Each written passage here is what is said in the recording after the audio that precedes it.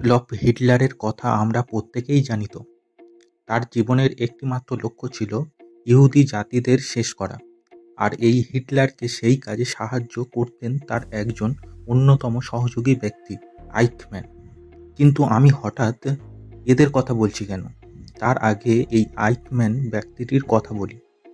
অবশ্য ব্যক্তি বলাটা কি ঠিক হবে সেটি আপনারা বলবেন।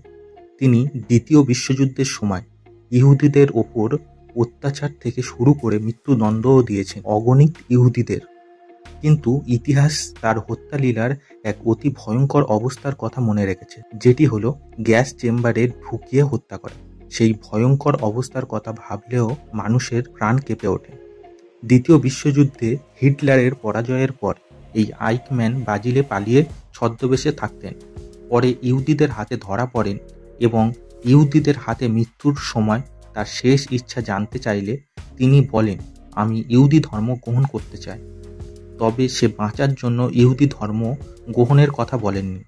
সে জানত যে তার মৃত্যু হবে, কিন্তু সে ইহুদি ধর্ম গ্রহণ করে যদি মারা যায় তবে আর একজন ইহুদিকে সে মারতে পারবে। এই ভেবে সে ইহুদি ধর্ম গ্রহণের কথা বলেন। একবার ভেবে দেখুন, একটা জাতির ওপর কীরূপ রাগ ছিল সেই ব্যক্তিটি, যে তার মৃত্যুর সময়ও ইহুদিদের মারার কথা ভাবছে। এবার বর্তমানে ফিরে আসি।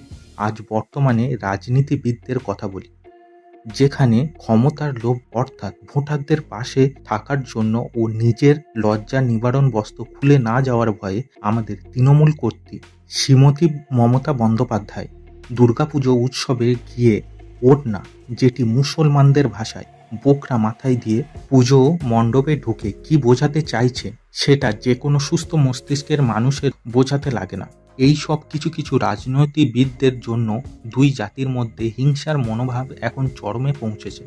আপনারা যদি এই ঘটনার কারণটি বুঝতে পারেন তাহলে আপনি একজন লেজেন্ড। আর যারা জানেন না তারা কমেন্টে গিয়ে ডিটেলস ভিডিও বলে কমেন্ট করুন।